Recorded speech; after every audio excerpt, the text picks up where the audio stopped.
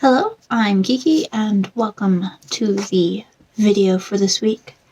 In this video, I have a box, and inside the box is the Jazza Pro Artist box.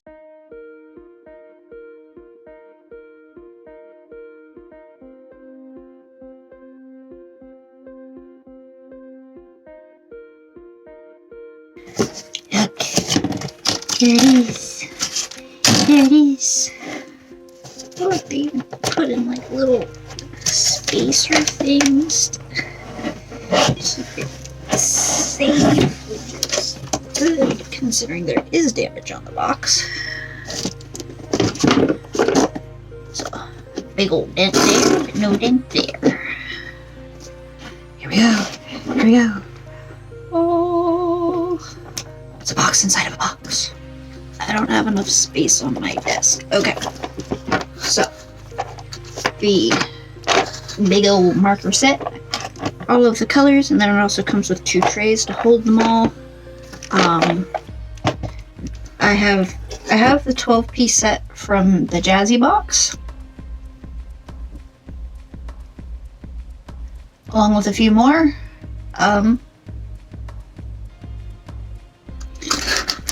The coloring pages, I think I'm going to do one of those today.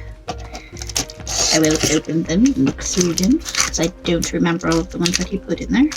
And then this is the blank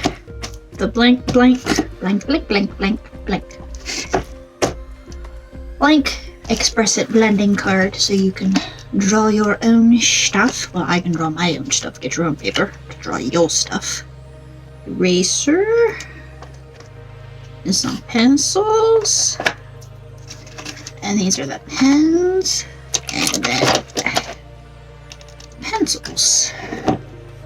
Oh, this, I might do that one. This picture was the one he did in the very first stream I ever joined. And in his auction I actually bought a print of the final piece.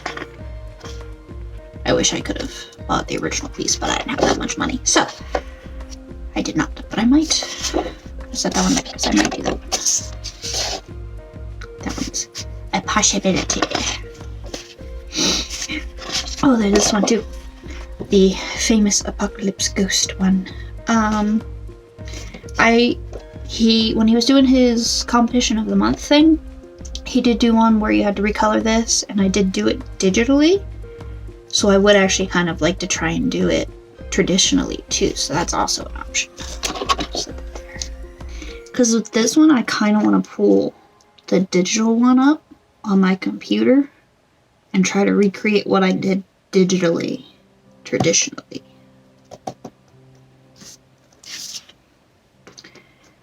But there's also a little mink over here. Or a stout, maybe it's a stout. I don't know.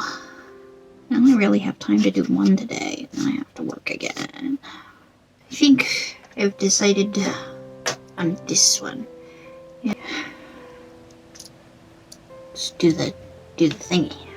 I tried something a bit different while filming. You'll see different angles here and there. Hopefully it turns out nice. I wasn't exactly sure what colors would look like, and I didn't want to use one of the blank pieces just to swatch, so when I wasn't sure about something, I'd just kind of use it on something else just to test them out, and it ended up working in my favor, so yay. In the digital piece, I did have him with darker skin tone, as well as, you know, being sooty and dirty, because that's gonna happen when there's fire everywhere and everything's burning to the ground. So I just kind of slowly worked my way up to it until I got it to a point that I was happy with. It did take a while, but, you know, patience, especially when you're not sure about the colors you're working with. And, you know, I wasn't sure which ones would play best together to do what I wanted it to, but it all turned out pretty good, and I'm happy with how I got the shading and such on that. For some reason though, the main camera, like the camera, not my phone, was like orangish, because somehow the settings got changed even though I never touched them. But I did eventually figure out how to get it back. When I was doing the digital version, I had this concept of the cool colors equals the calm and the warm colors equals the chaos. So in the quiet moment around him and the ghost lady, they're in the cooler colors, so like the blues and the purples. And then the warmer colors, everything else is on fire. It's just kind of the best way to just quickly put that out there. I did try my best to not use too many of the warm colors in the front for anything other than like the reflections and the lighting. So I did my best to not use like the straight orange or the straight red at all in the foreground. There's like 2 or 3 little spots that I did, but yeah. The other thing with the digital one is it's super vibrant and really heavily saturated. I did not go for that here. One, just because I wasn't exactly sure how to do it, and it just didn't feel like it really fit anymore. There's also a few color changes that I did, like his tattoos, the goggles, the scarf, because I had his scarf be like this really bright teal color in the original one. I'm like, this is weird. So I changed that. Toned other ones down a bit, you know, grayed them out and such, you know, because they're not going to be super vibrant in that environment. So, yeah. Also, the flowers, I adjusted the colors on a bit. That is one of the spots that I did use the red. The other one being like the little embers around. Unfortunately, when I did get to working on the ghost, my phone was dead by that point. My phone was what I was using for the downward angle, or not the downward angle, like the side angle.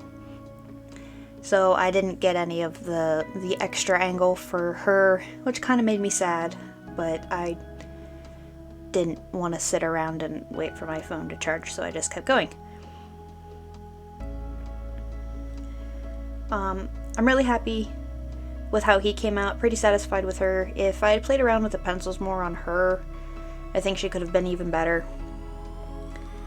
I was low-key scared to try and make her actually like see-through to where you could see the sky past her, because I don't have a lot of experience or practice doing that with something outside of paint. So I just didn't. Except for like with the little bit of the telephone poles that kind of sneak in behind her. But that's it. The sky is one of the biggest things that I did change. In the digital one, there's big white puffy clouds, just normal puffy clouds, but I changed those to being more like smoke going up into the sky, just because I wanted it to look like the world around them was literally just burning. And I was worried about it for a while because it really wasn't looking how I wanted it to, and it was kind of worrying me, but I finally, after playing around for a while and getting through that stage, got it to a spot that I really liked. And yeah, pretty happy with this, and the use of both the Copics and the pencils is definitely a nice combination.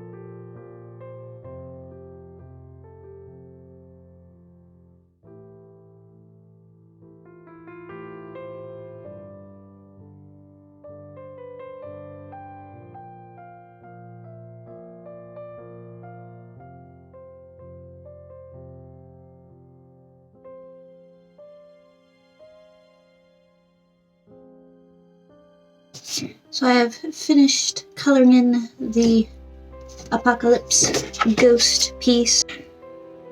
I had a lot of fun with it. I used just the pencils and the markers. The only thing outside of the Pro Artist kit that I used was this, which is a marker pencil. It's basically like a white grease pencil. And I used that to kind of outline her and, you know, so you can see her feet. The only thing really not really, the white pencil doesn't show up well. I was like really pushing in order to get it to show up much at all when I was trying to do this. And I actually am technically missing a color in my pencils, Alpine color, and I ended up with 2 blacks.